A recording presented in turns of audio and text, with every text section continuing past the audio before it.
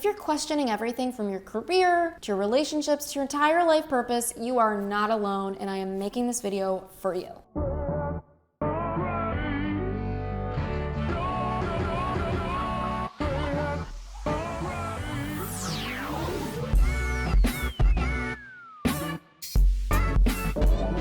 Hi there, it's AshleyStahl here. I'm a career expert, a TEDx speaker, a Forbes columnist, and most importantly, the best-selling author of the book to help you get clarity on your best career fit called U-Turn.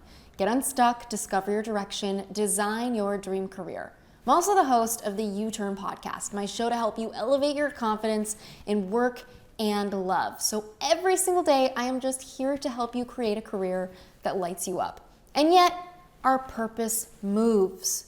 Things change. Our careers and our lives tend to have seasons, and sometimes it's totally natural to feel like you're falling behind or like you're not fully achieving your potential. In fact, it might sound dramatic, but a quarter-life crisis is a very real thing. A LinkedIn study reported that 75% of 25 to 33-year-olds have experienced one, describing it as a period of insecurity and doubt that many people in their mid-20s to early 30s go through surrounding their career, their relationships, and their finances. So yes, a quarter-life crisis is a very real and common phenomenon, and when you're going through it, it can feel impossible to get to the other side. But you can overcome this, I promise you that, and you can come out on top. Remember, this too shall pass. So without further ado, here are 5 tips to overcome your quarter-life crisis and stop the confusion and the anxiety. Number 1, question your shoulds.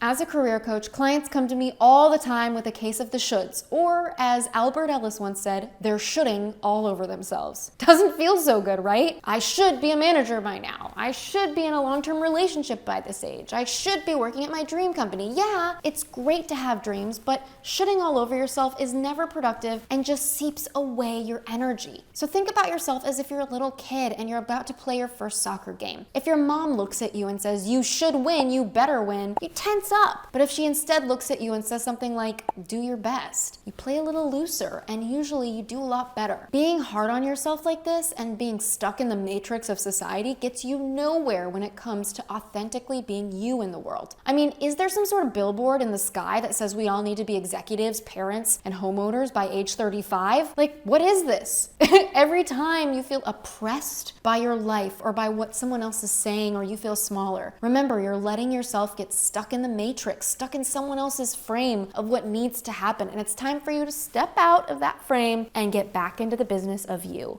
So as I talk about a lot in my book, U-Turn, we are on our own timelines and our own journeys. It's time for us to cut the pressure. There's nothing we should be doing or should have accomplished at any point of our lives. You could be a nomad traveler working at bars until you're 40 years old, start a company and marry at 60. In fact, you wouldn't be the first person I know to have done that on all of those timelines. The key to happiness is to know what you need and what you want. Ask yourself, what do you actually want? You might be surprised that after thinking about it, our shoulds are far from what we actually want in life. If we wanted them, we would have to put more effort into going after them. Am I right? Sometimes these shoulds we're holding on to are so deep into the bowels of our psyches that we don't even realize that we have them. This is why it is key to do a self-audit on this front. Take some time to brainstorm and write down everything you think or believe you should have done or accomplished by this point of your life. Don't stop yourself from writing even if you feel ridiculous. And then look at each one and think about whether it is something you actually want for your life. In many cases, you might find that should you cared so much about just a moment before is really something you don't actually want. This exercise really puts things into perspective. In fact, I still think I want to become a mother at some point, but there was a period after my whole life of thinking I wanted kids that I really questioned if that was true for me. Sometimes you need to question something in order to fully come back to it and choose it. And choosing it is your power. And remember, what you wanted 5 years ago, a year ago, or even a month ago might not be what you want today, and that's okay. So learn how to let go and reframe your goals and live life on your own terms, not society's expectations. Get out of the matrix.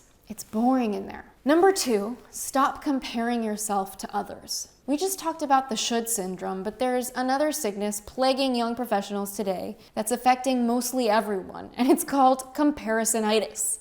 I know the feeling. There have been many times in my life where it feels like my friends are getting engaged or climbing in the ranks of their companies while my business has felt upside down and I've been single with no options in the dating pool. It can feel like life isn't moving, but an absence of evidence is not always evidence of absence. Think about that. And yes, sometimes it does make me feel bad, just as it does so many other people my age. Comparison is truly the thief of all joy. Yeah, we know comparing ourselves to others is never a good thing, but in the age of social media where everyone is broadcasting a tiny little slice of their lives for the world to see, it's more of a problem than ever. Our 20s and 30s are hard enough. We don't need to make it harder by comparing ourselves to others. Maybe you need a social media detox. Comparing yourself with colleagues and friends, noticing their life choices and achievements can make us feel inferior, and it can increase the shoulds in our lives. That's a whole lot of pressure. Learn to celebrate other people for where they are, what they're choosing, and who they are. Know that when you judge someone else for being somewhere that you want to be, you make it harder for you to also get there. Choose to expand. Celebration is expansive. What you focus on expands. After coaching thousands of people in my online courses, through my book, and in my one-on-one coaching practice, let me tell you, even some A-list celebrities I've coached, whatever that means, have compared themselves to the A-plus listers they consider to be bigger than them, feeling ashamed of their compensation, wondering if their grass is greener. The sooner you realize there is always someone doing better than you and not better than you, the more you can move into gratitude for where you are and celebration for where everyone is. Put your head down and focus on you. This is why I spend less time on Instagram these days and I follow almost no one. The fact is, it might seem like our friends on social media or coworkers who got that promotion are the happiest people in the world, but the truth is, when people are super happy with their lives, they're usually too busy being happy to be sitting down and uploading it with captions to Instagram, unless that's what their business requires of them.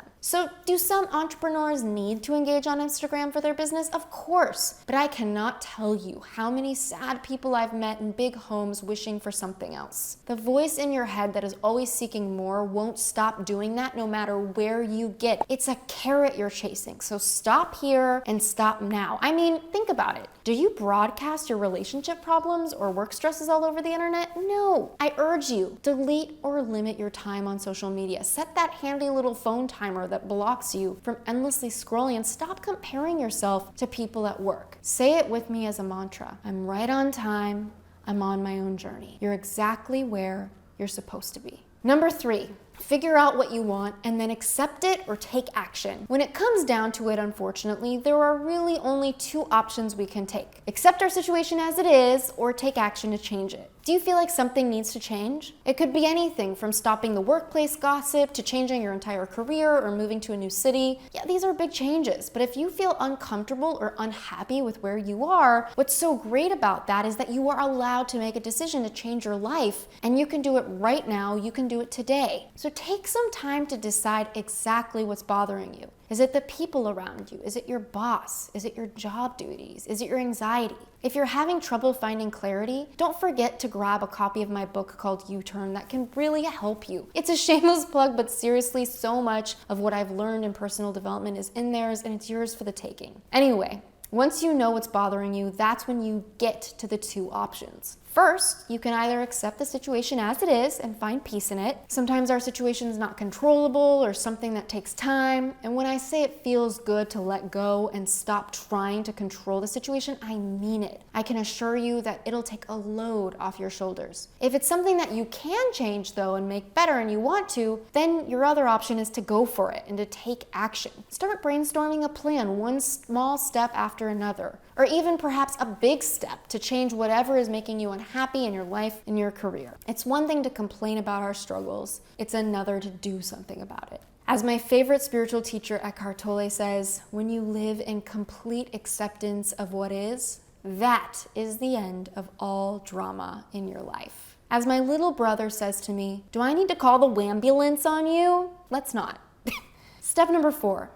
Consider taking some time off. Sometimes we feel so scattered and confused that it's difficult to even concentrate. Sometimes, if you want to up your speed in your life, you need to slow down so that you can hear yourself think, tune into how you actually feel, and really make your best decisions. If it's your workplace or household triggering your quarter-life crisis, then it's hard to solve that while immersed in the stressful environment. You can't really read the label when you're stuck inside the jar, you know? So if this is the case for you, it might be time to take a break to make some room in your mind for clarity. Now, this doesn't mean you need to practice full-on escapism and go backpacking through Europe, but if that's your forte, then go for it. Maybe you do need that. But what it does mean is possibly taking a trip. It doesn't have to be a beachside resort, though that might be really nice. It can even mean a long weekend away somewhere, just a few hours away. But be sure that it's either alone or with someone who doesn't cause you stress or doesn't need caretaking. Time to take care of you, my friend. Visit somewhere where you can truly feel connected with both your mind and your body. Geography is such a thing. People underestimate the power of location and how it can make you feel or who it can make you be. Perhaps somewhere in nature or a museum or even just a long drive. Anything that you enjoy and will make you feel alive will do the trick. Then,